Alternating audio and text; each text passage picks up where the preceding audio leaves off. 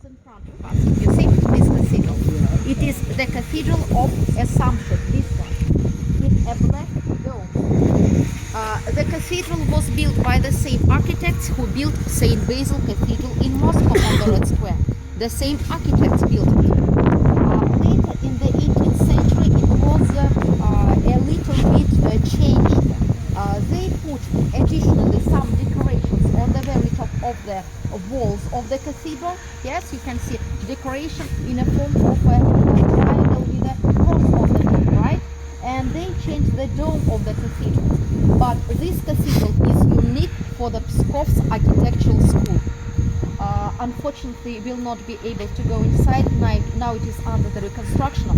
But this cathedral inside has a lot of unique frescoes.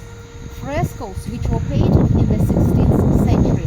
Nowadays we have only two Orthodox churches in our country with frescoes of the 16th century. One is in Yaroslavl, the second one is this one. They have very interesting frescoes inside.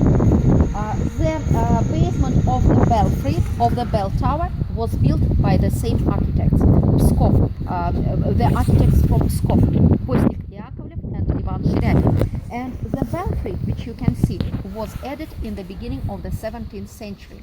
The belfry is the highest construction on the whole island. It is 24 meters high. This building in the corner there on the left, first it was used as a special office which was responsible for the questions of baptizing into Christianity other people who used to live here. And this building, which is on the left, the father superior of the monastery used to live here. In the 18th and the beginning of the 19th centuries, there was a special school for future priests. We call such a school as seminary. It was a spiritual seminary for future priests. Later it was removed to Kazan. So let us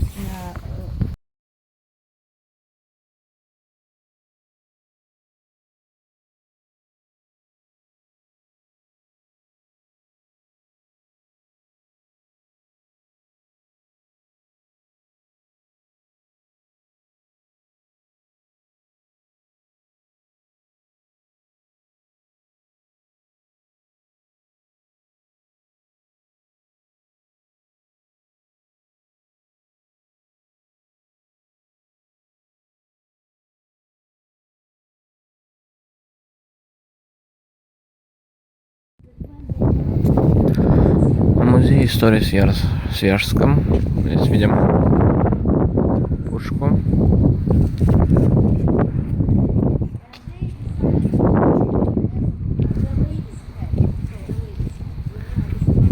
Каменные деревенские дома. Поближе подойдем к пушке.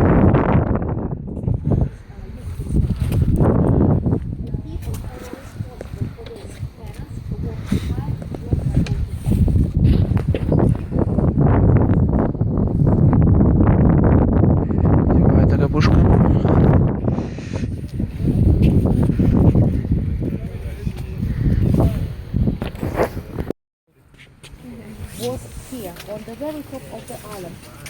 It was here on the very top. Also, there were several settlements, different settlements. Let's say people who lived here in this settlement, they dealt with fishing. There was also one more settlement which produced people who lived there. They produced gunpowder and so on. But for sure, this, the central part, was the most prestigious for living. In the beginning of the 18th century, the wooden wall of the whole fortress was disassembled.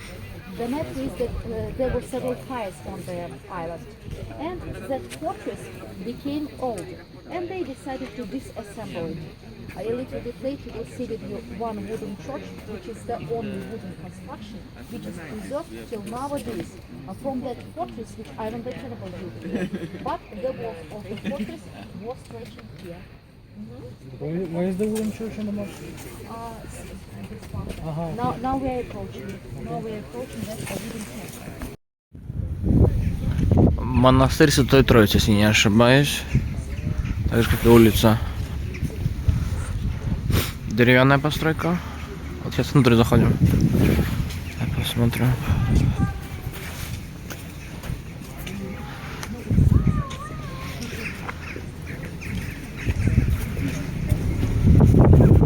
И внутренняя часть монастыря.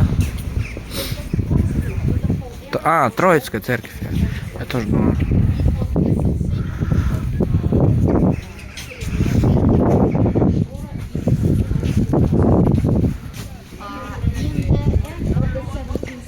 Not so many monks lived here, and they decided to give this monastery to one nunnery, which was on the island, John the Baptist nunnery. And before the revolution, it was a nunnery. It was the second-class nunnery, but 500 ladies, some of them were nuns, some of them were novices, lived in this monastery. Well, ladies and gentlemen, let me draw your attention to this wooden church. This wooden church, yes? It is the only wooden Конечно, этот газон потрясающий. Надо будет запомнить этот газон. Найсаме, да?